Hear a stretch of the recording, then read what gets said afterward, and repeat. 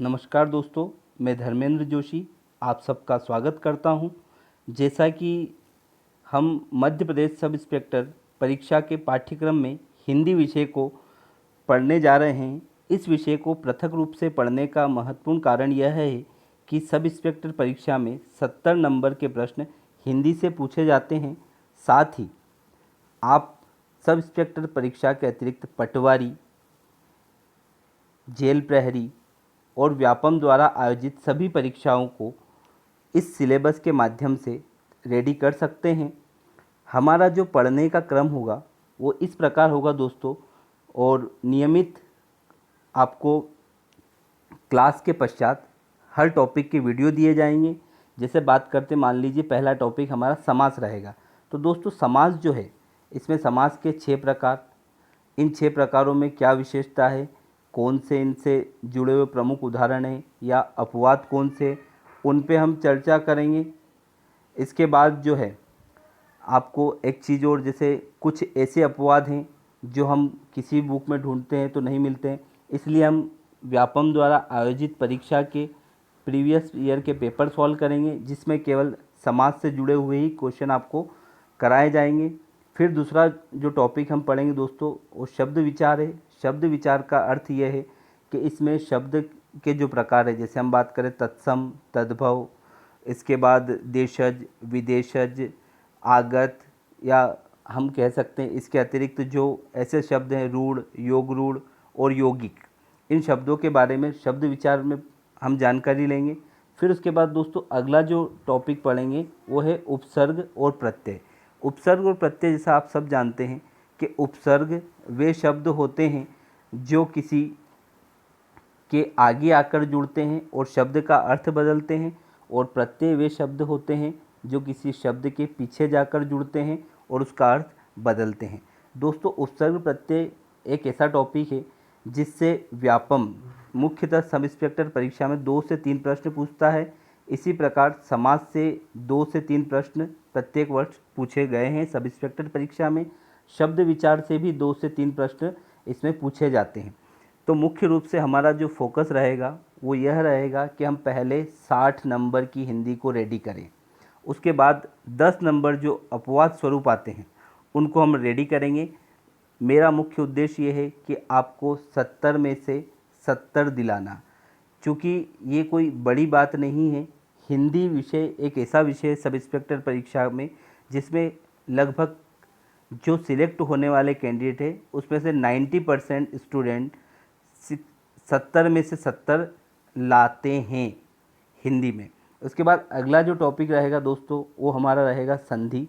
संधि को जो है हम पढ़ने के तरीके, पहले हम एक इसको डेफिनेशन वे में पढ़ेंगे, मतलब इसको परिभाषा। उसके बाद मैं आपको कुछ ऐसे तरीके बताऊंगा जिससे आप डायरेक्ट संधि को पहचान सकते हैं। जैसे मान लीजिए आपके सामने लिखा है विद्यालय, तो विद्यालय अगर संधि है तो आपको ये ध्यान रखना है कि जहाँ बड़े आ की, बड़ी ई की, बड़ी ऊ की मात्रा हो वहाँ पर दीर्घ संधि होती है। फिर इसके बाद वृद्धि संधि जब पढ़ेंगे तो 1 पाई ऊपर, जब वृद्धि में 2, गुण में 1 पाई, उसके बाद यण संधि है और फिर अयादि संधि है। ऐसे ही फिर संधि को जब हम अगले उसमें पढ़ेंगे तो व्यंजन संधि और उसके बाद विसर्ग संधि के बारे में जानकारी लेंगे। इससे भी प्रतिवर्ष 3 नंबर के क्वेश्चन कम से कम पूछे गए हैं सब इंस्पेक्टर परीक्षा में। फिर इसके बाद दोस्तों जो अगला टॉपिक है हमारा वो है विलोम शब्द। विलोम शब्द जो है दोस्तों ये एक आसान टॉपिक है, पर इसमें कुछ ऐसे शब्द हैं या जब सब इंस्पेक्टर परीक्षा में जो क्वेश्चन पूछे जाते हैं बिल्कुल क्लोज ऑप्शन होते हैं, मतलब हमें जो लगता है वो तो होता ही है, इसके अलावा जो एग्जैक्ट आंसर है वो भी आपको विकल्प में दिया रहता है। तो हम इसमें डाउट की स्थिति में या कन्फ्यूज़न की स्थिति में क्या करते हैं कि इसको सही आंसर की जगह गलत आंसर को टिक कर देते हैं। फिर अगला जो टॉपिक आता है पर्यायवाची। दोस्तों पर्यायवाची जो है वास्तव में लाखों पर्यायवाची हैं, पर हमें कौन से पढ़ना है, जो नेचर से जुड़े हुए हैं या जो रोज़मर्रा की दिनचर्या से जुड़े हुए हैं। जैसे मान लीजिए पानी है जिसको हम जल कह सकते हैं, फूल है, उसके अलावा नेचर में सूर्य है, चंद्रमा है, पृथ्वी है, तो इनसे रिलेटेड जो पर्यायवाची शब्द है वो हर वर्ष जो है एसआई की परीक्षा में पूछे जाते हैं। इसके अलावा चाहे पर्यायवाची हो, विलोम हो, इनको पटवारी में या व्यापम द्वारा आयोजित अन्य परीक्षाओं में भी प्रश्न इससे पूछे जाते हैं। फिर दोस्तों अगला टॉपिक जो हम करेंगे वो है मुहावरे। मुहावरे वास्तव में मुहावरे और लोकोक्तियाँ दो ऐसे टॉपिक हैं जिनमें डाउट की स्थिति ज़्यादा होती है, पर मुहावरों की पहचान के लिए सबसे इम्पोर्टेंट बात है कि ना, जिस शब्द के आखिरी में ना लगा हो वो मुहावरा होता है। और एक डेफिनेशनल वे में या पारिभाषिक शब्दों में बात करें तो लोकोक्तियाँ अपना पूर्णतः अर्थ प्रकट करती है, जबकि मुहावरों का अर्थ प्रकट करने के लिए वाक्य में प्रयोग किया जाता है। उसके बाद दोस्तों अगला जो टॉपिक हम पढ़ेंगे, अनेक शब्दों के लिए एक शब्द। इससे भी 2 से 3 प्रश्न हर वर्ष पूछे गए हैं। अनेक शब्दों के लिए एक शब्द एक ऐसा टॉपिक है जिसमें अगर आप ल्यूसेंट की बात करें या फिर उपकार की और कोई किताब की बात करें या हरदेव बहारी की बात करें तो लगभग 5000 अनेक शब्दों के लिए एक शब्द जो दे रखे हैं, पर हम इसमें मुख्य रूप से 200 से 300 शब्द ऐसे करेंगे जिनसे कि आपके क्वेश्चन बन सके। फिर दोस्तों हम जो अगला टॉपिक करेंगे वो करेंगे अनेकार्थी। अनेकार्थी जो है एक ऐसा टॉपिक है जो आपको पर्यायवाची से मर्ज करेगा। और सबसे महत्वपूर्ण बात, जब हिंदी को हम सॉल्व करेंगे या परीक्षा में जब आप पेपर करेंगे उस समय आपको ये बात ध्यान रखना है कि हिंदी को जब तक व्यवस्थित क्वेश्चन को अच्छे से ना पढ़ा जाए तब तक आप आंसर पे टिक ना करें। अगर आप ऐसा करेंगे तो आप मान के चलिए कि आप 5 से 10 नंबर तो वहीं पे खो देंगे। क्योंकि हिंदी के पेपर की सबसे बड़ी विशेषता यही है कि इसमें जो क्वेश्चन पूछे जाते हैं बिल्कुल सटीक होते हैं और थोड़ी सी ह्यूमन एरर के कारण गलत हो जाते हैं। फिर दोस्तों अगला जो टॉपिक हम पढ़ेंगे वो पढ़ेंगे समान उच्चारित भिन्नार्थक शब्द। अब समान उच्चारित भिन्नार्थक शब्द का मतलब ये है कि शब्द लिखे अलग तरीके से जाते हैं पर उच्चारण एक जैसा होता है। जैसे मान लीजिए ये लिखा कवि और एक लिखा कवि, तो ये जब दो अलग अलग शब्द लिखे गए तो लिखे समान उच्चारित, अब इनका उच्चारण समान है पर वास्तव में इनका अर्थ क्या होता है, भिन्न होता है। जैसे एक होता है कपि और एक होता है कपि। तो ये इस टाइप के क्वेश्चन भी आपको एमपीएसआई के विगत वर्षों के पेपर में देखने को मिल जाएंगे। फिर अगला जो टॉपिक हम पढ़ेंगे जो सबसे महत्वपूर्ण टॉपिक में से एक है वो है रस। दोस्तों रस के बारे में जो जानकारी है वो आप किसी भी पुस्तक के माध्यम से अगर लेना चाहें तो उसमें स्थायी भाव, विभाव, अनुभाव, संचारी भाव की हम बात करते हैं। पर कोई भी जैसे मुख्यतः 9 रस है और इनके स्थायी भाव, यहाँ तक तो आपको एक सामान्य सा प्रश्न मिलता है। पर जब अगर इससे ज़्यादा डीप में जाता है तो आपको पहचान करना अनिवार्य है कि कौन सा इसमें शामिल है या कौन से रस का यह उदाहरण है। तो इसको जानने के लिए आपको स्थायी भाव, विभाव, संचारी भाव और अनुभाव चारों चीज़ों को समझना आवश्यक है, जो हम क्लास के माध्यम से समझेंगे। और ज़्यादा से ज़्यादा आप इसके एग्जाम्पल अगर देखेंगे तो आपको ज़्यादा बेनिफिट मिलेगा। फिर अगला जो टॉपिक है दोस्तों वो है छंद। छंद में जो है 3 प्रकार के छंद होते हैं, मात्रिक छंद, वर्णिक छंद और मुक्तक छंद। तो दोस्तों यहाँ पर जो है हमारी एग्ज़ाम में या सब इंस्पेक्टर परीक्षा में जो क्वेश्चन पूछे जाते हैं वो है मात्रिक छंद से। वर्णिक छंद से हमारे एग्ज़ाम में कोई क्वेश्चन नहीं पूछा जाता और मुक्तक छंद जो है इसकी कोई अभी तक प्रश्न नहीं पूछा गया है। केवल जूही की कली जो सूर्यकांत त्रिपाठी निराला की पुस्तक है वही इसका एक बेस्ट एग्जाम्पल मानी जाती है। इसके अलावा छंद में जो है मात्रिक, सममात्रिक और अर्ध सममात्रिक 3 प्रकार के छंद हम पढ़ते हैं। छंद में जो सबसे महत्वपूर्ण है वो है मात्रा गिनना। तो दोस्तों मात्रा कैसे काउंट करेंगे ये मैं आपको जब छंद वाला चैप्टर पढ़ेंगे उसमें बिल्कुल बताऊंगा। उसके बाद जैसे हम एक सामान्य सी बात करें अ, ई, उ और ऋषि, ये एक मात्रा इसकी गिनी जाती है, इसको छोड़कर शेष सभी की 2 मात्रा गिनी जाती है। जैसे बात करते हैं यहाँ पर आप कृष्णा, कृष्णा हमने लिखा। अब कृष्णा में कितनी मात्रा है, तो यहाँ पर एक बेसिक सा कंसेप्ट जो है दोस्तों लागू होता है वो यह है कि कृष्णा जो है ये एक शब्द है, इसमें जो संयुक्त वर्ण है इससे पूर्व वाले वर्ण की 2 मात्रा हो जाती है, तो इसकी 2 और इसकी 2, तो 4 मात्रा। ऐसे ही प्रगति, ऐसे कुछ शब्द होंगे जिनकी मात्रा गिन के हम छंद को समझेंगे।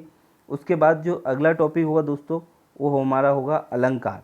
तो अलंकार एक ऐसा टॉपिक है जो काव्य की शोभा बढ़ाता है और काव्य की शोभा बढ़ाने वाले गुण धर्मों को अलंकार कहते हैं। अलंकार में जो है एक तो होता है आपका शब्दालंकार और एक होता है अर्थालंकार। दो प्रकार के अलंकार होते हैं। अब इसमें जो हमारे अधिकतर क्वेश्चन पूछे जाते हैं वो अर्थालंकार से पूछे जाते हैं। शब्दालंकार के भी कुछ एग्जाम्पल होंगे, तो हम सबसे पहले शब्दालंकार पढ़ेंगे फिर अर्थालंकार पढ़ेंगे। किंतु संस्कृत विषय में उभयालंकार भी एक प्रकार का अलंकार होता है जिसकी चर्चा हम हिंदी के तहत नहीं करते। फिर आएगा दोस्तों जो मेन टॉपिक जिसको हम अनिवार्य रूप से पढ़ते हैं वो है हिंदी भाषा का विकास, इतिहास एवं विकास। दोस्तों हिंदी भाषा का इतिहास जो है, जैसे मान लीजिए संस्कृत, पाली, प्राकृत, अपभ्रंश, अवहट और हिंदी, इस तरह से हिंदी का डेवलपमेंट हुआ है या इस क्रम में हिंदी डेवलप हुई, तो इसका कौन सा समय क्या रहा, इस समय के कौन प्रमुख लेखक या कवि रहे हैं, उनकी प्रमुख रचनाएं क्या है। फिर उसके बाद भक्ति काल, वीर गाथा काल, आधुनिक काल, द्विवेदी युग, प्रगतिवादी युग, इस तरह से जो है अलग अलग युग पे चर्चा करेंगे, जिसके लिए हम कम से कम 2 से 3 क्लास रखेंगे। फिर उसके बाद काव्य और काव्य के भेद, जैसे काव्य, खंड काव्य, महाकाव्य, इसके बारे में, और कौन से काव्य हैं, काव्य क्या होता है, ये सारा का सारा हम इसके माध्यम से पढ़ेंगे। फिर इसके बाद दोस्तों जो अगला हमारा टॉपिक होगा वो होगा शब्द शक्ति। शब्द शक्ति जैसे 3 प्रकार की होती है, अभिधा, लक्षणा और व्यंजना, ये 3 प्रकार की शब्द शक्ति होती है जिसको हम पढ़ेंगे। फिर इसके बाद एक ऐसा टॉपिक पढ़ेंगे जिससे एग्ज़ाम में डायरेक्ट क्वेश्चन ना आते हुए इनडायरेक्ट क्वेश्चन आते हैं, और इसमें हम संज्ञा से लेके कारक तक या अवयव तक जितने भी संज्ञा, सर्वनाम, क्रिया विशेषण, क्रिया विशेषण, उसके बाद लिंग, कारक, अवयव, सबको पढ़ेंगे। इसके बाद अगला जो टॉपिक हम पढ़ेंगे दोस्तों उसमें पढ़ेंगे वाक्य के भेद। जैसे आप सब जानते हैं सकारात्मक वाक्य, नकारात्मक वाक्य, प्रश्नवाचक, नकारात्मक, इसके बाद आपके संदेहवाचक, ये सारे के सारे वाक्यों को हम पढ़ेंगे और वाक्य भेद। इसके बाद विधेय और उद्देश्य क्या होता है उसको भी पढ़ेंगे। फिर दोस्तों अगला जो टॉपिक हमारा आएगा वो आएगा प्रशासनिक शब्दावली। अब प्रशासनिक शब्दावली जैसे मान लीजिए आप मेमोरेंडम है या फिर आपको एक्नॉलेजमेंट है, ऐसे अंग्रेजी के कुछ शब्द होंगे जिनको हिंदी में क्या कहते हैं, या हिंदी के कुछ शब्द होंगे जिन्हें अंग्रेजी में क्या कहते हैं। इससे जो क्वेश्चन है MPPSC मेंस में भी पूछे जाते हैं, और ये लगभग 10 नंबर के क्वेश्चन प्रतिवर्ष पूछे जाते हैं, जिसमें 5 नंबर हिंदी से इंग्लिश के लिए और 5 नंबर इंग्लिश से हिंदी के लिए होते हैं। फिर दोस्तों इसके बाद जो अगला टॉपिक हमारा आएगा वो है प्रमुख लेखक और उनकी पुस्तकें। दोस्तों प्रमुख लेखक और उनकी पुस्तकें जैसे आप सब जानते हैं कबीर, तुलसी, सूरदास, रामानुज, और उसके बाद मीराबाई, उसके बाद फिर आधुनिक काल में, फिर प्रगतिवाद में, द्विवेदी युग में, फिर वर्तमान में जो प्रसिद्ध लेखक और उनकी पुस्तकें उस पर हम चर्चा करेंगे। जैसे मुंशी प्रेमचंद है, उनका थोड़ा सा जीवन परिचय, कहाँ जन्म हुआ, इस तरह से पूरे एक फॉर्मेट में हम इसको पढ़ेंगे। फिर इसके बाद दोस्तों अगला जो टॉपिक आएगा वो आएगा हमारा वर्णमाला। अब चूँकि वर्णमाला एक ऐसा टॉपिक है जिसे हम प्रारंभ में पढ़ सकते हैं, पर इसको लास्ट में पढ़ने का कारण यह है कि यह टॉपिक अगर एग्ज़ाम में इससे क्वेश्चन आते हैं तो 3 से 4 नंबर तक भी आते हैं, या फिर ये 0 नंबर में भी आता है, मतलब एक भी क्वेश्चन इससे नहीं पूछा जाता है। फिर दोस्तों अगला जो टॉपिक हम पढ़ेंगे वो पढ़ेंगे भाव पल्लवन और भाव विस्तार। दोस्तों भाव पल्लवन का मतलब संक्षेपण करना और भाव विस्तार मतलब इसको बड़ा करना। जैसा कि पिछले 3 से 4 सालों के जो SI के पेपर है, जो ऑनलाइन परीक्षा है, उसमें एक चीज़ देखने को हमेशा मिली है कि भाव पल्लवन और भाव विस्तार के 5 प्रश्न प्रत्येक वर्ष पूछे गए हैं, जिनको विद्यार्थी आसानी से कर लेते हैं। किंतु तो भी हम इसको एक व्यवस्थित क्रम में कि क्या इसका शीर्षक क्या होगा, दिए गए टॉपिक का इसका सार क्या है, उसके बारे में हम थोड़ा सा जानेंगे कि हम इसको कैसे पहचानें और कैसे बेहतर करें। फिर दोस्तों अगला जो टॉपिक होगा हमारा वर्तनी। वर्तनी एक ऐसा टॉपिक है जिसको हम पढ़ेंगे साथ में। अगर आप लोग इसको सुधारना चाहते हैं तो आपको बोलते समय विशेष ध्यान रखना है कि जो आपने पढ़ा उसी को बोलें। जैसे पुस्तकें पढ़ा है तो पुस्तकें ही बोले, पुस्तक ना कहें। अगर आप डेली यूज़ में अगर ऐसे शब्द करेंगे तो जो आपका डेली यूज़ का है वही आप वहाँ पे टिक करके आएंगे। या फिर एक तरीका और ये है कि जब आप वर्तनी करें तो उसे लिख कर देख लें। लिख कर देखने से ये होगा कि आपको क्लियर पता चल जाएगा कि स्पेलिंग सही है या गलत है। दोस्तों इसके बाद जो है अंतिम जो टॉपिक रहेंगे हम, उसमें अन्य तथ्य जो परीक्षा में पूछे गए प्रश्नों पर आधारित हैं। जैसे मान लीजिए कुछ ऐसे टॉपिक हैं जो इसमें कवर नहीं है और उस सिलेबस का पार्ट है या फिर पिछले 2 साल ऑनलाइन परीक्षा में पूछे गए हैं, उन टॉपिकों को हम इसमें करेंगे। तो ये होगी हमारी रणनीति हिंदी विषय को लेकर। अगर आपको अभी भी कोई संशय की स्थिति या डाउट की स्थिति बनी हुई है तो आप मुझे ज़रूर बताएं, मैं उस पर आपसे बिल्कुल चर्चा करूंगा। और आप अगर इसमें कुछ एडजस्टमेंट करना चाहते हैं या फिर आपकी कोई एक अच्छी एडवाइस है तो मुझे बताइएगा। दोस्तों एक चीज़ और, हम ये पूरा कोर्स करने के बाद दोबारा से फिर हिंदी पढ़ेंगे, मतलब हिंदी में आपको 2 बार पढ़ाऊँगा। और उसके बाद 2003 से लेकर 2017 तक के एसआई के जितने भी हिंदी के पेपर हैं उन सबको हम सॉल्व करेंगे वीडियो के माध्यम से। आपको कहीं भी अगर डाउट लगता है तो आप ग्रुप के माध्यम से या पर्सनली मुझे व्हाट्सएप पे मैसेज करके बता सकते हैं। ये वीडियो केवल उन लोगों के लिए है जो हिंदी विषय को पढ़ना चाहते हैं। अगर इसके बाद भी आपको ऐसा लगता है कि हिंदी नहीं पढ़ना चाहिए या किसी और टीचर से पढ़ना चाहिए तो आप बिल्कुल ज्वाइन कर सकते हैं। धन्यवाद। आपका दिन शुभ हो।